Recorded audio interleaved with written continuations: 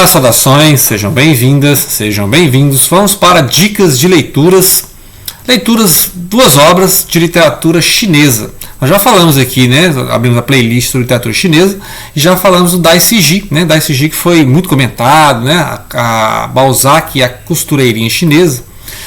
E foi, né, assim, um marco, porque o Dai Sijie é aquele cidadão assim, um chinês, né, que foi para a Europa, para a França, e começou a escrever ali falando, né, das referências da cultura francesa, e também no outro livro que ele fez, em que ele fala mais de cultura chinesa, mas não marcou tanto quanto o primeiro, né, que é esse que todo mundo leu primeiro, que é o da Balzac e a costureirinha chinesa, que se passa num período da chamada Revolução Cultural. O que é a Revolução Cultural? Depois da ascensão do Partido Comunista, né, 1949, após a Segunda Guerra Mundial, em que os dois exércitos chineses enfrentavam o exército japonês. Quais são os dois exércitos chineses? O nacionalista e o comunista, certo? De modo que o nacionalista depois, né, teve que enfrentar, assim, depois da expulsão dos japoneses, né, os chineses entraram em guerra civil e aí os comunistas venceram os nacionalistas foram expulsos, né, teve a expulsão deles para a ilha de Taiwan. Então, ou seja, é um aspecto da política mesmo da história da China. E aí vai ter então essa República Popular da China comunista. E aí vai ter essa série de revoltas internas, de reforma dentro da reforma, de revolução dentro da revolução, de forma a manter esse partido no poder, né? Então vai ter a anexação do Tibete, vai ter a questão lá com os monges do Tibete, né, os budistas do Tibete, vai ter a imposição da forma socialista, né? Então, ou seja, o povo não foi educado para o socialismo, o povo apoiou os socialistas porque os socialistas realmente enfrentavam os japoneses, né? Não tem essa questão. Lembrar que os comunistas, os socialistas e os nacionalistas estavam juntos contra os imperadores, né? Só que depois os nacionalistas atacaram os comunistas, né? Então toda a questão da história chinesa. E aí nós temos então vários líderes chineses que foram, né, que acabaram saindo da China, vários escritores chineses, porque não concordaram com as ações do Partido Comunista, né? Então são os dissidentes e eles vão para fora, né? Vão para a Europa, vão para os Estados Unidos, né? Então nós temos casos desses nacionalistas, né, ou seja, que não eram, né, a favor do Império, eram republicanos, só que eles perderam para os comunistas, que é a extrema esquerda, né? Que aí adotou um sistema de vigilância sobre os cidadãos, né? Essas revoluções da revolução cultural, por exemplo, são modos de dar um salto, né? Um salto para frente, assim. Mas é problemático, né? Então, assim, nós temos que fazer uma crítica de esquerda à esquerda chinesa, mas não é essa a questão do vídeo, né? Então, só situando no que nós estamos falando de literatura chinesa. E vamos falar de dois autores que, assim como Dai Sijie, né, que foi lá para a França, esses autores passaram alguns períodos nos Estados Unidos e escreveram nos Estados Unidos com a perspectiva dos chineses nos Estados Unidos, ou então estão atualmente nos Estados Unidos e, né, publicando coisas que não publicariam caso estivesse na China, né? Então nós vamos falar da Yi-Yun Li, que é uma chinesa, né, que está com 50 anos e ela mora atualmente nos Estados Unidos. Então ela publicou esse livro, Os Excluídos, né? Interessante, desde a capa, né? Foi considerado em 2010 livro do ano, romance do ano. Desde a capa a gente vê aqui colagem de cartazes revolucionários chineses, né? E aqui nós vamos ter então tudo girando em torno da condenação de uma chinesa chamada Gu Shan, né? Uma jovem Gu Shan, que a gente vai conhecer ao longo da narrativa, né? Porque várias, né, a gente conhece os parentes, o pai e a mãe, os vizinhos, né, pessoas que passam na rua, vê o cartaz com o nome dela lá, né, assistam à execução de Gu Shan. Então, toda essa questão do revolucionário, do subversivo, né, o problema de que quando você faz uma revolução, você vai ter que controlar os outros revolucionários, porque sempre vai ter revolução dentro da revolução, etc. Né? Então, quando a revolução ela toma o poder, ela se torna reacionária. Porque aí qualquer outra pessoa que for subversivo vai ser condenada, né? Então, essas questões. E a questão de que, se no capitalismo algumas pessoas podem ser socialistas, né? Porque, aliás, para o capitalista não interessa que todo mundo seja capitalista, porque para o capitalista interessa que alguns lucrem e o resto trabalhe para quem lucra, não é isso? Então, no capitalismo não exige que todo mundo seja capitalista, né? Você pode ter ações na bolsa ou não. Importante que você seja mão de obra, né? No socialismo, para que o socialismo dê certo, todo mundo tem que ser socialista, né? Ou seja, é uma obra coletivista, todo mundo tem que ser socialista. Não dá certo um socialismo que alguns sejam milionários. Então, pode pensar, existe socialismo na China, cheio de milionários, cheio de bilionários, né? Então, o socialismo que tem vários ricos, né, não seria um socialismo, né? Socialismo seria igualdade de oportunidades, igualdade de renda, etc., né? Então essas questões você pode analisar. Aqui que está analisando é o ponto de vista humanista, o ponto de vista individualista, né? Que seria burguês para os padrões maoístas, né? Ela seria uma escritora burguesa, porque ela está analisando várias pessoas. Ela faz um painel aqui, né? Os excluídos são um painel de aquelas pessoas que estão à margem do Partido Comunista, né? Que seguem o Partido Comunista porque eles esperam algum retorno. Então, assim como qualquer governo, né? Se fosse um governo capitalista seria a mesma coisa. São pessoas que, independente do governo, elas estão esperando uma benesse, né? Esperando o governo fazer uma coisa por elas. Então você vai ver que várias pessoas que estão gravitando. E parece aquelas cenas do James Joyce no Ulisses, né? Em que você várias pessoas em vários pontos da cidade andando, né? E vendo uma coisa em comum que é, por exemplo, a anúncio, né, dessa perseguição aos subversivos, essa propaganda da execução, que inclusive o partido convida as pessoas a assistirem a execução dos subversivos, né? Quem define quem é subversivo? Também é o partido. Então, é um julgamento em que o partido é o acusador, é também o juiz, etc. Então, você pode analisar isso também, né? Não é uma coisa muito imparcial, né? Então, quem que fala que é o subversivo, né? Muito bem, está analisando isso e aí você vê aqui a reação do pai e da mãe. O pai aceitou essa condenação, a mãe fica ali lamentando, né? A mãe é mais tradicionalista, então ela acha um absurdo. E aí você vê ali a varredora de rua vendo cartaz, você vê as crianças com fome. Então tudo isso girando em torno dos excluídos aqui em relação a essas pessoas dizendo, olha, se você for contra o partido vai acontecer isso aí, ó, né? Interessante que a história vai de 79 a 89. 89 teve aquele massacre da Paz Celestial, né? Que foi uma grande revolta estudantil, que foi, né, o pessoal jogou, o Partido Comunista jogou tanques na rua, né? Não sei se é comunista, falar Partido Comunista, né? Porque até queima o nome do comunismo, né? Eu tenho bons amigos comunistas, vai queimar o nome do comunismo, mas é porque eles falam que são um partido comunista, né? Mas é um partido que está no poder. Podia ser um partido capitalista também, entendeu? Né? Eu acho lá uma espécie de capitalismo estatal, né? Capitalismo de Estado. Tem alguma coisa de socialismo, mas, né?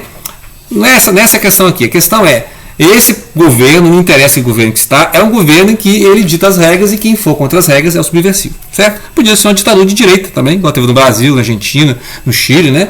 E aí o cara mandava e quem fosse contra é inimigo político, né? Então é o que eu estou falando aqui, certo?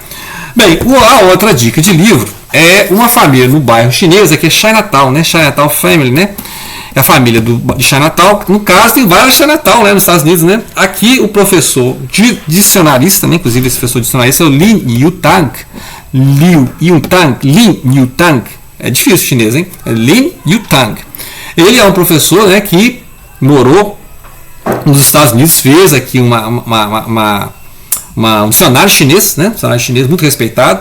E aí ele vai falar da Chinatown, que é o bairro chinês de Nova York. Né? Então vai mostrar lá é uma literatura de imigrantes, ou seja, pessoas que vão para outro país, e vai mostrar a relação desses chineses com as outras etnias que estavam lá, porque os Estados Unidos é um país de imigrantes, né? Então vai mostrar a relação com os italianos, né? Com os alemães, com o pessoal judeu, né? Então vários grupos que vão para, né? os sírios, os libaneses, igual no Brasil. Então é uma literatura interessante, que é o livro de 1948, e aqui entra uma tradução obviamente patrocinado pelos americanos, né? Os norte-americanos, porque tem toda essa questão ideológica, Guerra Fria, né? Depois que a China se tornou comunista, entrou para o bloco lá da União Soviética, então os Estados Unidos interessa fazer toda uma literatura, toda uma propaganda política, cultural, contra o Partido Comunista Chinês, certo? Então tudo que você lê, você tem que analisar, né? Tudo que você lê, você tem que analisar. Não cair na Matrix, né? Não sai da Matrix, como diz, né? Então, esse livro aqui vai falar dessa questão, então, que tem várias Chinatown nos Estados Unidos, né? Tem a Chinatown lá do São Francisco, Los Angeles, né? A perseguição chinesa. Tem essa Chinatown aqui de Nova York, famosa também, que é o bairro chinês. Então vai mostrando essa família, e a questão dos bom, a gente vê a literatura judaica americana, né, norte-americana, estadunidense, lá o Philip Roth, por exemplo, em que ele mostra vários casos de os judeus tendo que casar com os goi, né, com os gentios. Aqui é a mesma coisa, o chinês acha estranho o filho dele casar com um americano, por exemplo, com um norte-americano, né? Eu sou chinês, mas meu filho quer casar com uma loira aí norte-americana e tal. Então, assim, vai mostrando essa questão de como é que o imigrante tem que entrar na cultura onde ele está. Então ele vai ter que ser um chinês e vai ter que ser um chinês estadunidense. estadunidense. Né? Então, vários literatura de imigrante é o mesmo padrão mental, ou seja, vai mostrando a família que saiu de um país e foi para outro, e lá ele vai sofrer um choque cultural. Então é basicamente isso que o livro vai contar. E aí ele vai seguir essa família, né? Ele vai seguir a família justamente nesses embates, nos namoros, né? Na questão do comércio, na questão como o chinês é visto, né? Em que lugares o chinês é um bom em culinária, em comércio, né? Bastante questão dos negócios, né? Os negócios chineses. E depois vai formar as máfias famosas, né? Tem todo lugar que tem imigrante tem máfia, né? Aí você tem a máfia chinesa, tem a máfia japonesa, a máfia italiana. Então é impressionante como é que sempre tem o mercado paralelo, né? Algumas pessoas se enriquecem emprestando dinheiro, né? Algumas pessoas extorquindo dinheiro alheios, né? Passando mercadorias de contrabando, ainda mais na época, né? Nos Estados Unidos teve aquela época lá de proibir a bebida, né? Esqueci o nome aqui, mas tem uma época lá que acho que é a lei seca, né? Em que as pessoas não podiam beber, né? Então, imagina o tráfico, né? A contrabando que tinha de bebida, né? Porque nunca se bebeu tanto quanto nessa época, lá nos anos 30, né? Que o governo resolveu parar, né, a venda de bebida, né? Restringir a venda, mas só que sempre tem um mercado paralelo em que vindo do Canadá, por exemplo, a gente viu lá no Grande Gatsby, né? O Grande Gatsby suspeita-se que ele agiu com isso também, fazendo contrabando de bebida. Então, vai mostrando tudo isso. Me lembrei muito do Philip Roth, vários autores também judeus, né? Lá nos Estados Unidos, que vão falar, o Saul Bellow, né? Saul Bellow também, o Bellow, né? Vai falar também dessa questão da cultura judaica nos Estados Unidos, que tem uma cultura chinesa nos Estados Unidos, né? E numa época que os Estados Unidos viam a China com desconfiança, né? Porque ali em 48 ainda tinha um governo nacionalista, só que aí perderam para os chineses, e aí em diante os chineses, né? A cadeira na ONU também, o Conselho de Segurança vai mudar, né? Aquela China nacionalista vai perder a cadeira para a China comunista, e depois vai ter o Nixon, né? O Nixon vai visitar a China. Então o Nixon vai dar ali, vai apertar a mão lá dos líderes chineses. Líderes chineses que, como a gente vê nesse livro aqui, né, estão sempre brigando entre eles, né? Então você vê lá que saiu a galera do mal, né? Aí tem a gangue dos quatro lá e começaram também a ser presos. Então, aí depois veio outro governo e falou assim, ó, não importa, vamos abrir, né? Vamos fazer o modelo chinês do capitalismo, né? Então, que é mais ou menos o modelo que está aí. Então ela vai contar uma história de 79 a 89, e esse livro foi escrito 20 anos depois, porque esse livro é de 2009, né? Então ela faz todo um recorte mostrando como é que a China mudou, né? Dos anos 80 para os anos 2000, né? Agora 2010, e a China se tornando aí uma potência mundial, né? Então você vê a que custo humano a China se tornou uma potência mundial. Então vai mostrando aqui, ou seja, aquelas pessoas que não estão no partido, aquelas pessoas que não são, né, do Inner Circle, né? O Inner Circle ali, que estão esperando as benesses de um governo como qualquer outro governo. Podia ser um governo de direita, de esquerda, né? Então mostra como é que, ainda mais aqui no caso, um governo que ele define quem que são as pessoas subversivas, quem são os inimigos políticos, né? Muitas vezes são estudantes, né? Então, assim como os estudantes perseguiam os professores, né? O estudante apontava um professor, uma estudante que propõe ideias novas ou apenas discuta a própria democracia chinesa, né? O que seria a democracia chinesa?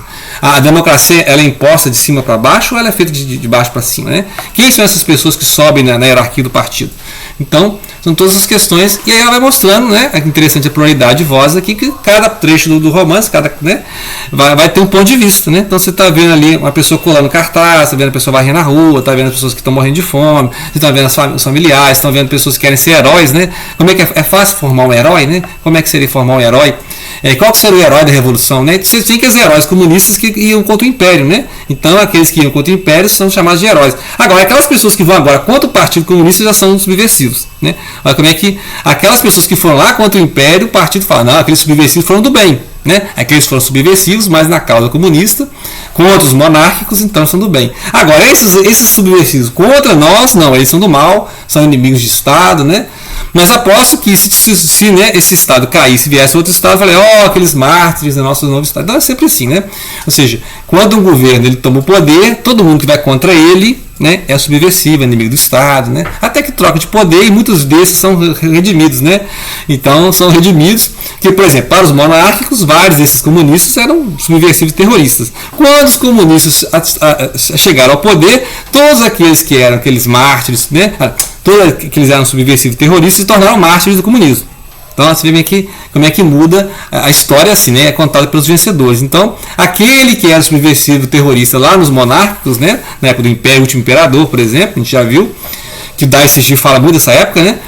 Aí, quando o comunista chegou ao poder, ele redimiu todos aqueles subversivos, aqueles terroristas, chamando agora de mártires do comunismo. Né? Então é interessante essas questões, quem que são os excluídos, quem são os partidários, quem são aquelas pessoas que se dão bem, né, em qualquer governo que tiver, né, se fosse capitalismo, comunista, capitalista de Estado. Né? Então é isso aí. Fica as dicas de leitura, não percam as oportunidades de conhecer, né, gente, a China, o Japão, né, a Índia. Vamos lidar muito com a literatura mais asiática. Ok? Grato pela atenção. E não deixem de compartilhar.